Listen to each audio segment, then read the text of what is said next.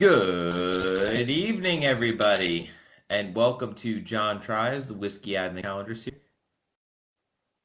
Good evening, everybody, and welcome to John Tries the Whiskey Advent Calendar Series. It is day number 11. How is everybody doing on this fine, nice and toasty, shall we say? Here I'm just doing a little bit of disconnection, but that's okay. Turns out I actually can make this whiskey calendar night after all. I got home early, so let's get right to it. We are approaching the halfway mark of our whiskey series, which is fantastic. But let's take a look. If you can pry yourself away from Thursday night football during playoff season for just a moment, let's see what our calendar looks like. Oh, day 11. Look at that. It's right here, right in the front, the camera shot, which didn't expect that, but that's good. It makes my life that much easier. Yes, I've had a little to drink. That's okay. Let's take a look at our calendar. And our whiskey of the night is. All right. Oh, I haven't seen this in a while. It's That Boutique Whiskey Company, and it's a Glenrothes 25-year-old batch number 12. Okay, That Boutique Whiskey Company. We've seen them a little bit actually in some of these calendars of yesteryear. But That Boutique Whiskey Company is essentially it's a company that deals with very small or very unknown distilleries and bottles their whiskey under their brand, and they're very small. They can't like do a label on their own, so they put those in there. Glenrothes 25-year-olds. I've not had this before. I don't know what batch 12 means, but this looks like it's gonna be pretty decent. It's a very whimsical bottle. I mean, look over here. It's got its own little artistry there. But it is another single malt scotch. So let us take a look at what we've got for in store this time. Alrighty. Open her up. Ooh, all the wax came off this time. Pour out. All right. Let's do Glenrothes 25. Let's take a look at the colors. Typical orange. Not bad. Typical orange. That's not too bad at all, honestly. Very basic, straightforward. Give it a swirl. It's about 100 proof, so that's going to be kind of strong. Straight down the middle. This smells like it could be a Highland because we got that classic whiskey flavor, that bright orange, bright cherry, bright lemon, slight barrel note, a bit of red currant, some baking spice, slight mellowness. There's a little bit of lemon zing in there as well. Got some up my nose. Almost like there's almost also like kind of an earthiness in here as well, like almost like mushrooms. Not unpleasant, I will say. It feels like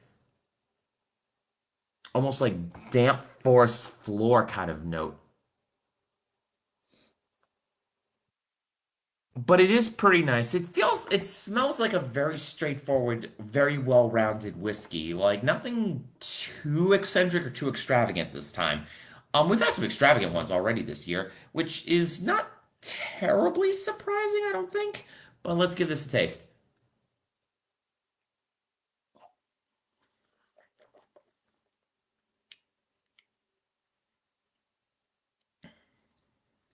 Ooh, vanilla, milk chocolate, bright caramel, peppercorn, slight leather note.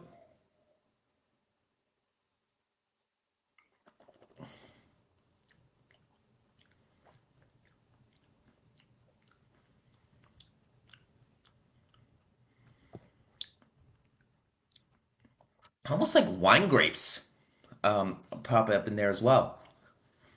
A zesty, very alcoholic note also takes over as well. It's it's not bad. It's not bad at all actually. It's not bad, but it is very familiar. I will say that though. I feel like I've had whiskeys like this in the past as well. That's fine. I mean, there's nothing wrong with a nice familiar tipple. But oh, we got a little bit of more brightness coming in. Okay, this is not terribly unexpected. Again, we are dealing with old whiskeys this year. You know, of course, I'm have to be critical because I'm doing this on the internet, but I have to admit, I have to admit, and I've probably said this a few times already. Like, I am dealing, again, we're dealing with whiskeys at least 17 years old. I've seen the prices of some of these bottles, and the prices are anywhere from splurge to not in my lifetime. So I really should be so I should be extremely grateful that I'm even getting to taste these damn things. But as I sit and admire my expansive whiskey collection.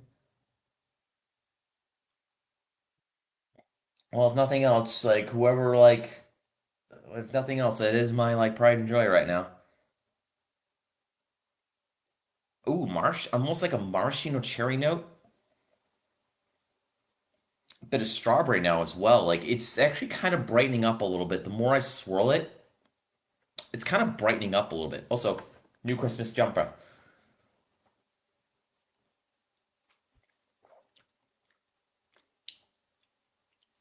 Ooh, the caramel notes are now starting to come through. Slight chocolatiness, almost like a semi-sweet chocolate, almost like chocolate orange. Almost like a the ones like chocolate oranges used to get for Christmas. This doesn't taste too bad, actually, to be honest with you.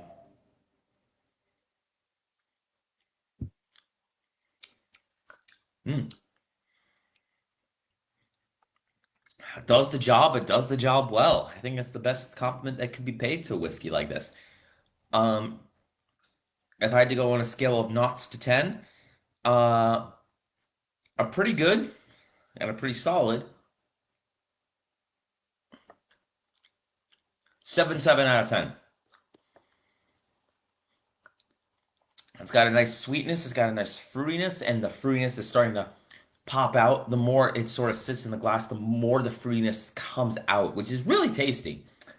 And you need something like that. You need that fruitiness, you need the sweetness, because sometimes when whiskey's coming right out of the bottle, it's very barrel heavy, it's very alcoholic. So when you let it sit for a little bit, it does kind of you give it a bit of a swirl, it starts to open up a little bit and it cuts that harsh note there. And it is quite nice. I think it is very tasty. It's a good whiskey. I think 7.7 is a very strong rating for something else. It's the boutique whiskey company. It's the Glen. What is it again? It's the Glen Roth's 25-year-old batch 12. A certainly solid whiskey, and I'm going to keep drinking this. I'll see you all at the regular point time tomorrow. Cheers.